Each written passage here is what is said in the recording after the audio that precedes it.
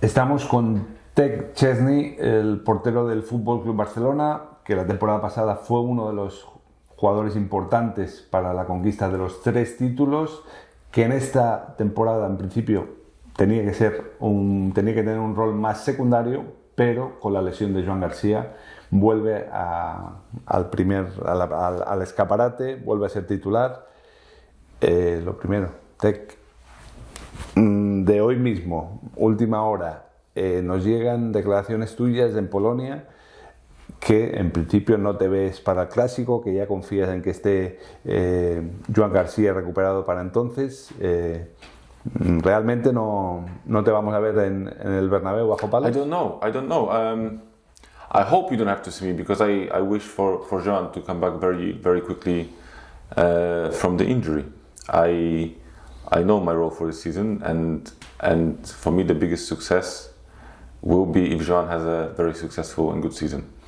So there is no competition, there's no rivalry between us. I just try to support him the best way I can, and I hope he comes back as quick as possible. It doesn't mean that I'm lazy and I don't want to play. I like playing games, but I just wish him a very, very fast comeback.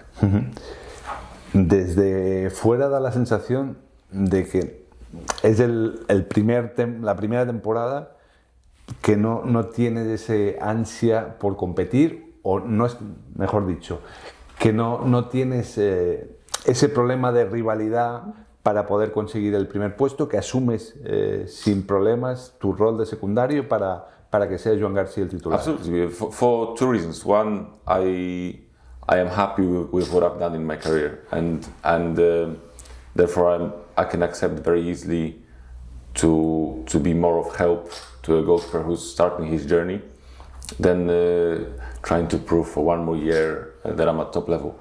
When I get a chance, or there's an emergency like right now where Joan is injured, I play. I'm happy to play, and I give my best. But like I said, you set goals at the start of the season. You set goals. No, I want to do this. I want to do this. I want to win this trophy. I want to win that trophy. My biggest goal is to help Joan, and I just try to do that in the best way possible, and with all the pressure that comes with playing for FC Barcelona. I don't think he needs the pressure from an older goalkeeper from behind trying to compete.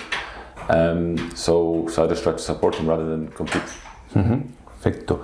La temporada pasada jugó 30 partidos, solo perdió 2. En esta lleva 3 y ha perdido ya 2. Un marrón, ¿no? Yeah, I think 2 for 1 season is enough. So now we stop. But yeah, we're not in a great moment. We had an average game against PSG. We played a very bad game at Sevilla, but you have to remain calm in those situations. We're still a very good team, and we're going to compete for every title this season. We just had two bad results, and it's a good wake-up call at the right time for people to understand, for the players to understand that we have to be at 100% for every single game, because otherwise you get punished. Okay. En su opinión, ¿qué pasó en el partido del PSG y qué pasó en Sevilla? I think 2 completely different reasons. PSG were better than us. They look sharper, they look fresh. Tactically, they were very good. They are a champion of Europe.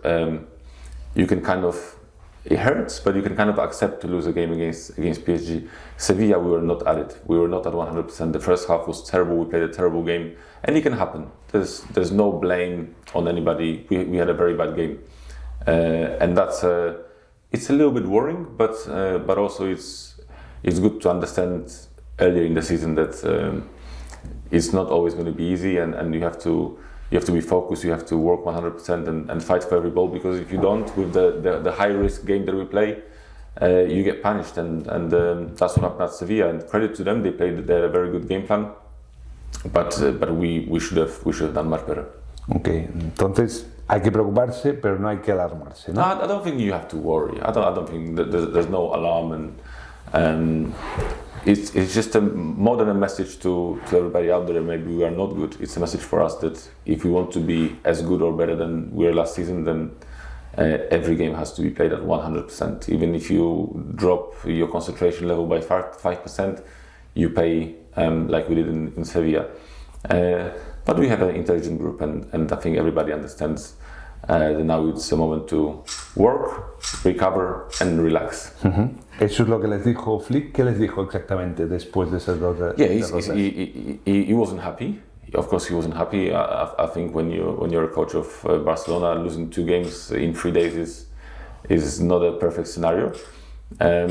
So he said exactly that now we have to understand what happens if we are not at 100%, and when we come back, it's time to get to work, and everybody has to be at their best to give us a chance to compete for trophies like we did last season.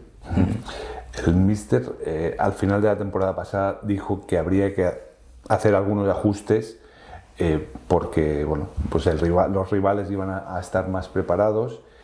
¿Habéis trabajado alguna cosa específica nueva respecto a la temporada pasada? I think there's not been changes in terms of the tactic. There are things that we didn't do perfectly last season, and we try to get the strategy of last season and improve it.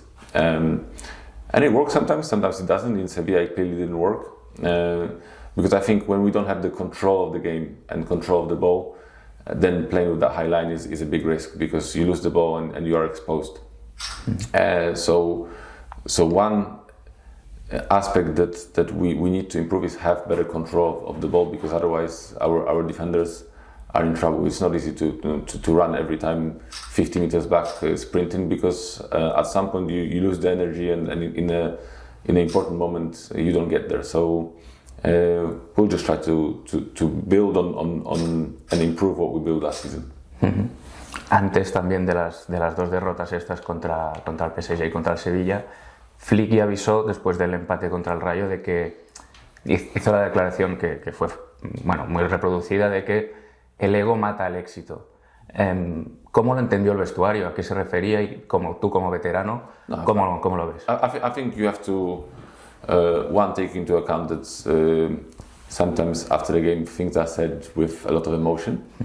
And 2, I think it's important for players to understand that just because we won last season, and just because we won 3 trophies and we played a beautiful football, it doesn't mean that it's going to be easy this year. It's going to be much more difficult, and you cannot rest and you cannot relax because everybody speaks about the great Barcelona from last year. You have to prove it again and again and again.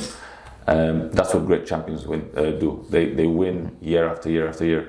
We have an example of Robert, who in 16 years of his career won 14 titles, championships. So it's not enough to do one great season and then relax. Your ego is not important. You have to stay humble, work hard, and that's the only way to improve and get results. Bueno, tú eres un portero con mucha experiencia. A lo largo de tu carrera, ¿tú cómo te has sentido más cómodo? ¿Con una pareja fija de centrales, los típicos 2 centrales siempre, o que vayan rotando, como está pasando más en este tipo de temporada? I don't think it makes a big difference to me. To me as a goalkeeper, I don't think it makes a difference. I try to work with defenders whoever plays the game. It doesn't matter. I think having, in our example, very different types of central defenders is an advantage, because sometimes you have games where you know you're going to have more control of the ball, and you want players who are more comfortable on the ball and controlling possession. Sometimes you get more physical, and you need the more physical players. Sometimes you need faster players. So I think it's a good problem to have a lot of good defenders. It doesn't make a big difference to me. Antes también comentabas el tema de la línea adelantada, de que quizás os están cogiendo un poco más el truco de este estilo tan arriesgado. Incluso jugadores como Henry o Kroos han dicho que el Barça puede pasar dificultades, sobre todo en la Champions, ¿no? con este estilo. ¿Tú cómo lo ves desde portero y como global también en el equipo? I think that we proved last season what our system can give us. Yes, it's risky, but when we play at our highest level, there's not a lot of teams that can compete with us, but we have to be at our highest level. That's why, as much as losing the game against Sevilla is painful, it's a good lesson because you have to understand that it can get embarrassing if you don't do things right. So I don't think it's. I would never criticize the system. I would criticize the way we played in that system in a certain game. And there was two games this season already where we didn't do good enough. One was at Rayo, one was in Sevilla, and it's a clear message that we have to do better. The system's not a problem; it's usually how you act within the system. Ahora hace poco más de un año que llegaste aquí a Barcelona. ¿Cómo valoras este año aquí en el Barça? It's been a beautiful experience. I didn't plan on staying here for more than the 9 months, but I love it. My family loves it here. The kids are happy. The wife is happy. I get to enjoy football in a completely new way. It's a new experience for me, new energy with such a young team. So I'm loving it, and therefore I decided to accept the offer to renew my contract. So I'm very happy. It's been a fantastic experience, and lifting the 3 trophies helps also. Ahora comentabas, ¿no?, de que no esperabas estar más de estos 9 meses aquí en Barcelona, y antes también comentábamos, ¿no?, de que ahora estás con un rol más de suplente, más de grupo.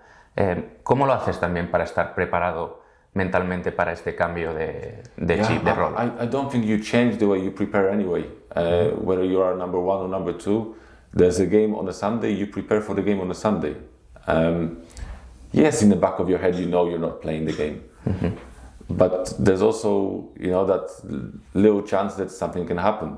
We play with a high line, there might be a red card, there might be an injury. You have to be ready. So the mentality doesn't change. Your role changes, but the mentality never changes. And I was getting ready and prepared for the games when I was on the bench for Joan, exactly the same as I do now. So that didn't make a difference. Ahora comentabas el tema de Joan Garcia. ¿Qué condiciones le ves para llegar a ser el número 1 o uno de los mejores porteros del mundo? He has pretty much everything.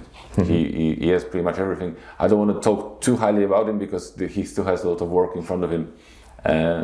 But from the physical point of view, he's up there with the very best of the world already. Of course, then you have to be in the right place in your head to be focused for every game, every 3 days. That's a new experience for him because it's much easier to play Saturday. You get time in between to prepare physically, to get in form. Whereas in a big club, you play every 3 days, and during the season, you don't really get to work. It's a game, recovery game. It's also a different mindset. It's a different skill to focus every 3 days and play 60 games at the top level. But Joan is intelligent. He's very calm. So I'm sure he will get there and he will have a fantastic season. And I'm going to make sure he's even calmer because I think in this role under big pressure, calmness is one of the most important qualities for a goalkeeper. So we'll work on that. We'll make sure that he's ready for a big season. Ahora estás comentando justo de que tú quieres prepararlo, ¿no?, un poco a él para sobre todo mentalmente en este jugar cada 3 días, intensidad en un equipo de primer nivel. ¿Ese es el consejo más importante que crees que le puedes enseñar a él o el aprendizaje más? Physically, I cannot teach him much. He's a better goalkeeper than me. So, it's like, what am I going to tell you? There are details sometimes, in training, maybe about positioning, maybe about some things, but I cannot teach him much. He's a fantastic goalkeeper. What I do have that he doesn't have is the experience, and I want to pass it on. And if the club made the decision to renew my contract, knowing that Joan is coming, it is for that reason. That they probably believe that I can help him to become a better goalkeeper. So I'm just going to try to do that. Como veterano, y bueno, ahora estabas hablando también como consejero, ¿no?, de Joan Garcia, supongo que también a nivel de plantilla también haces de consejero sobre otros jugadores. Yo te quería preguntar por Lamine Yamal. ¿Hay algún tipo de consejo que tú le hayas podido decir durante esta temporada a nivel de madurez, de experiencia, nivel personal tuya? I think Lamine is at a point of his career where he has to enjoy the game, and that's by far the most important thing. I was 18 at one point, and I remember what's in your head at 18 is completely different than when you are over 30, for example. And with his quality, with his talent, if he doesn't lose the passion of the game, and he stays professional, obviously, that's a given. He will have great success because there's nothing to stop him being the best player in the world. He just has to stay focused and calm and keep that passion that he has for the game. So I don't have advice for him at the moment because I see nothing wrong. Yes, he's a very open character and he likes to enjoy life, but we all do, and we were all 18 at some point. And being 18 also means you make mistakes, and you have to make those mistakes and learn from them. You can't have somebody behind you all the time telling you what to do and what not to do. You have to live your life. We are human beings, not just football players. So there's no reason for me to worry about Lamine. He just has to keep playing the way he's playing. Hemos hablado de Joan Garcia, su otro compañero que ahora está lesionado es Marc ter Stegen. ¿Cómo vivió todo lo que sucedió entre Marc y el club este verano? Look, I don't think it's never a pleasant situation. I was in exactly the same situation with Juventus, and I decided to retire from football.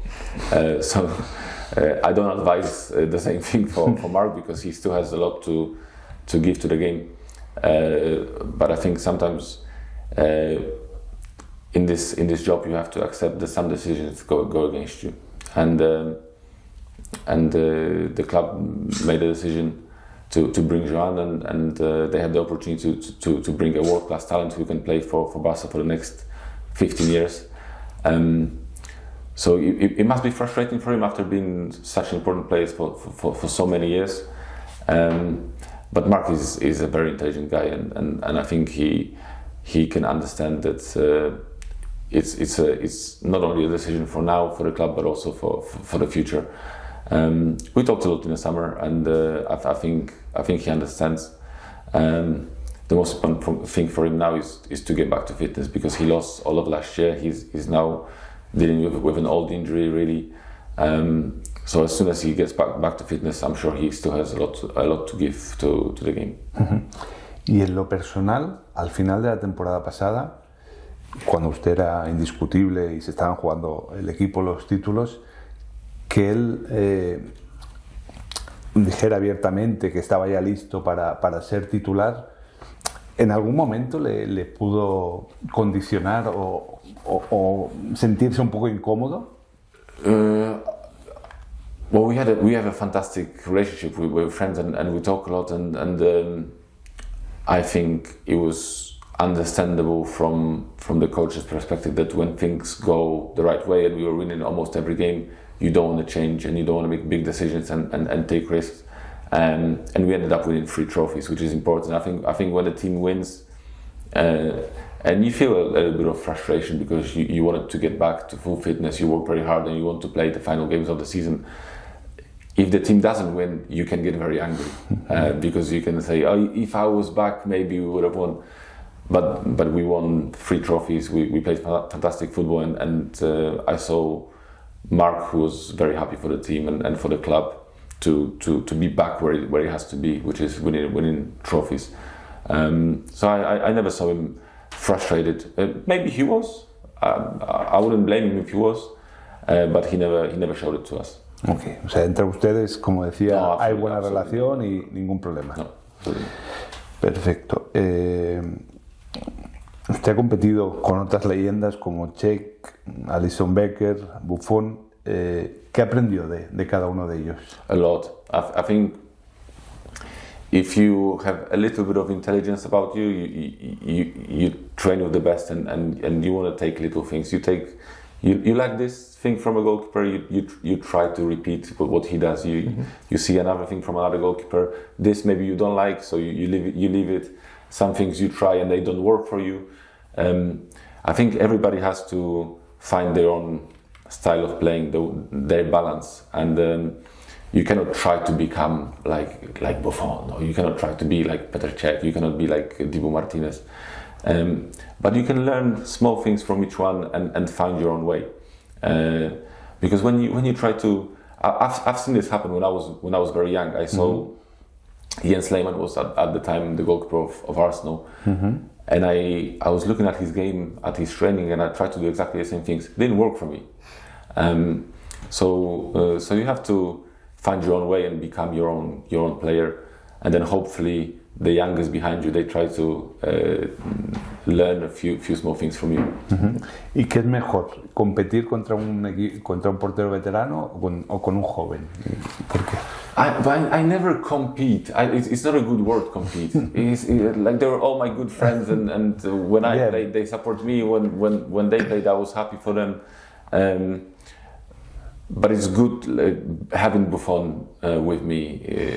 He was my idol when I was a kid, and to watch him every day in training, how he acts on the pitch, how he acts off the pitch, how he talks to the teammates. That was a huge learning process for me, and I probably learned the most from him.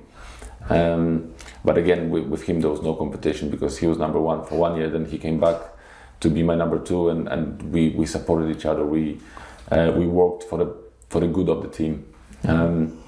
But those few fantastic years. Okay, podríamos decir que usted está haciendo ahora con Joan lo que Buffon hizo con usted. A little bit, yes. I think having that experience behind me of having somebody who just wants the best for me kind of makes me feel like I have an obligation to give back now the same to Joan. He probably cannot learn as much from me as I did from Gigi. But the process is kind of similar. Perfecto.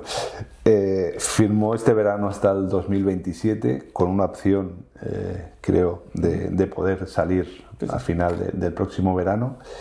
¿Se ve cumpliendo el contrato ese hasta 2027 o cree que...? I don't know. I think the way the contract is structured, we have both options. It also depends on how I feel physically. You have to have the understanding that I was retired already at some point and I didn't plan on playing football. I also wanted to find out how will I be as a number two. I never did that in my life, and so far I don't feel any frustration. I have only positive emotions, so it's not a problem. But when we built the contract, I didn't want to be in a position where I signed as number two for 2 years, and then after 1 month I go, I don't like this, you know. So we don't think about it yet. We try to think about having a successful season, and at the end of that season we will sit down and we'll decide what to do. Okay, lo digo porque justo esta semana ha presentado su documental en Polonia. Por si va a haber segunda parte, porque puede tener continuidad su carrera o no, y qué nos puede explicar sin hacernos spoiler de ese documental. You will not find out the answer to this in a documentary, because the idea of the film was that the film was going to announce my retirement from football, because I when we started the filming, I wanted to retire in the summer of 2025. Then a little bit Juventus and a lot Barcelona changed the plans, so the plan of the film changed. But like I said, I don't plan anything right now, and with me it really doesn't matter what I plan, because I can retire and then come back in 3 months. So you cannot believe what I say. Okay. Perfecto. Como aún tiene cuerda como mínimo para esas 2 temporadas, si las cumple, ¿cómo le gustaría que acabara ese documental? Can you say that again? Yes. At the moment you have 2 years more of contract. How you like? Do you like the documental at the end? I think I've done enough for my documentary to end the way it did. I don't think I need to write another chapter of the film. You will see, because I hope you watch it on Friday. You told me you have Amazon Prime and you will watch it. Yes. But it's the film is not only about me as a football player, because I don't feel that that this is the biggest role of my life, being a football player. I like my job and I'm very proud of what I did, but I am also a father. I'm also a husband, a son.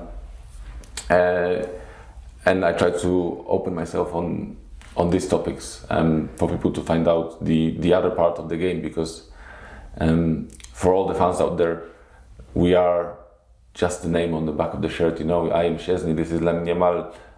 They want to come and watch the spectacle of football. Mm-hmm. But behind there's emotions, and behind there's a man, and behind there's a father and son, and I think people should see it to understand more that there's more behind us than just a football player who makes a lot of money and has fantastic life. It's not as simple as that. So I would advise people to watch it, because it shows also my bad side. Yeah? It's not only I'm not a perfect man, and I'm very open about it in the film. Uno de tus mejores amigos en el vestuario es Lewandowski, ¿no? Como tanto con la selección de muchos años y de haber coincidido ahora también este año aquí en el Barça. A él se le acaba el contrato este próximo verano en el Barça. ¿Has hablado con él de sus planes de futuro? Look, I think when you talk about players who are over 35, you have to take it year by year, you know, because you don't know when the time comes where you are not anymore able to play at top level. Mm-hmm. Robert has shown over the last few years that he has still a lot of goals in him, mm-hmm. And he can be a very important player for Barca. So we'll see. I think it depends how the season goes, how he feels physically, how he feels mentally. But I would never doubt the fact that Robert can, at 34, 37 or 45, be an important player and score goals. So I'm sure he will make an honest decision based on how he feels. Mm-hmm. ¿También te ves jugando más allá del Barça con él? Quizá en alguna liga menos competitiva, o cuando ya acabe la etapa del Barça? Look, I've spent already 16 years with Robert, playing with him, so at some point we're going to have to separate, you know. I don't know. I'm not planning on doing anything after Barca. Mm-hmm. But then again, I didn't plan Barca also. So, like I said, you don't listen to my plans. Mm-hmm. Robert también quizá este año ha empezado, quizá por la lesión que tuvo al principio de temporada, en un rol más secundario, ¿no? Que no estamos tan acostumbrados. ¿Cómo lo has visto también en este papel, saliendo desde el banquillo, siendo revulsivo?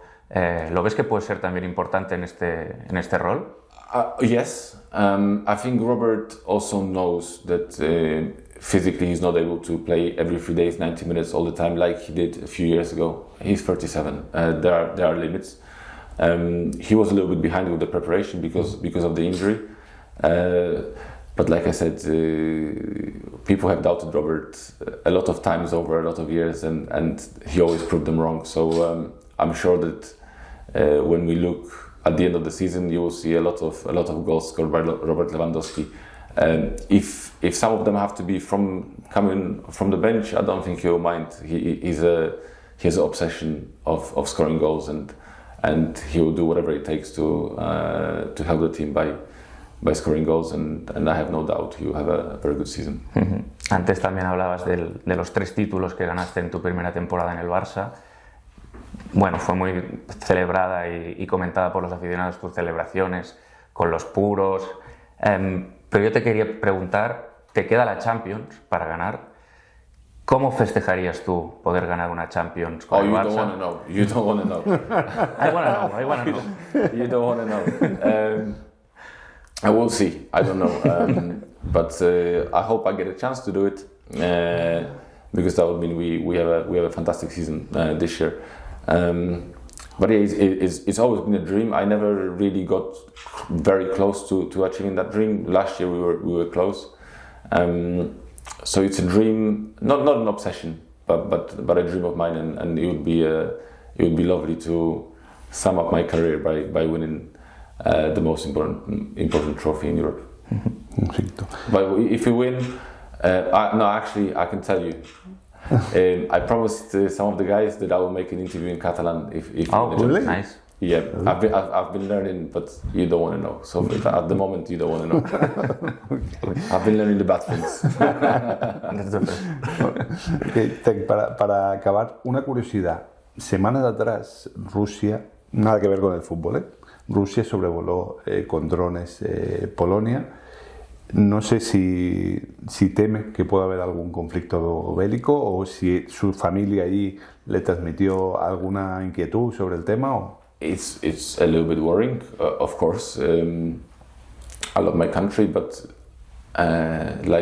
just like in football, my main quality is being calm. So I try not to worry about things that I have no control of. Plus, I'm in Spain, so it makes it a little bit easier. But no, I'm calm. I'm not too worried about it.